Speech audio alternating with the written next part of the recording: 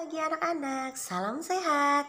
Hari ini, hari Senin 19 Oktober 2020, kita masih mempelajari tema 3 pada subtema 2 dan pada pembelajaran 3 dan 4 pada mata pelajaran IPS dan PKN. Mari kita masuk ke materi pembelajaran. Pertama, pada mata pelajaran IPS, kita dapat mengamati yang ada pada gambar, yaitu apa saja yang dapat kamu temui di pasar. Di antaranya ada pembeli, pedagang, dan barang dagangannya. Berikutnya, bagaimana sayur dan buah dapat sampai ke rumah kita, yaitu ditanam petani dapat sampai ke rumah kita karena kita membeli dari pedagang yang ada di pasar. Siapa saja yang terlibat dalam kegiatan di pasar? Yaitu produsen, pedagang besar, pedagang kecil, hingga pembeli atau konsumen. Aktivitas yang dapat kita jumpai di pasar, jual beli dan tawar-menawar. Pelaku aktivitas yaitu penjual dan pembeli, melihat barang dagangan. Pelaku aktivitas adalah pembeli, menawarkan barang dagangan.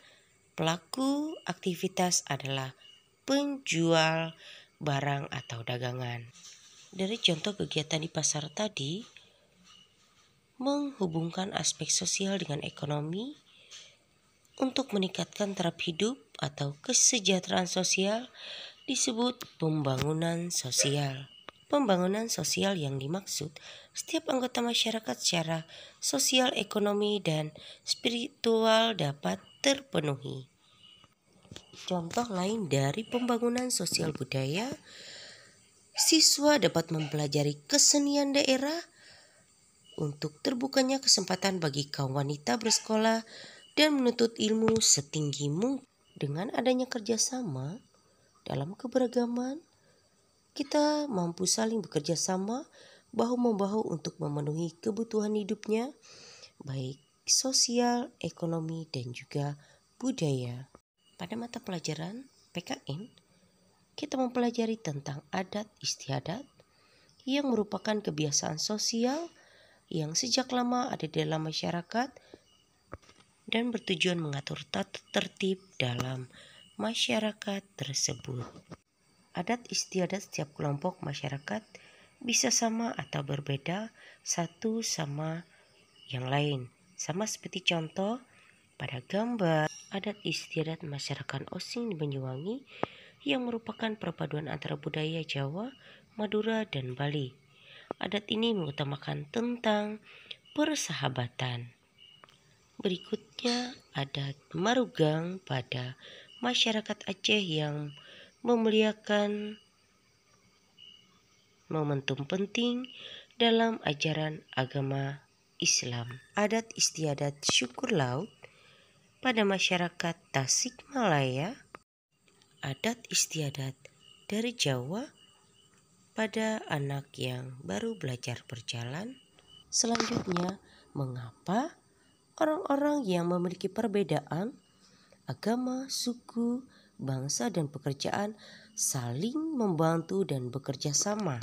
Setiap manusia dapat saling bekerja sama sekalipun berbeda agama, suku, adat istiadat, dan pekerjaan bukan menjadi penghalang untuk hidup berdampingan dalam suatu lingkungan.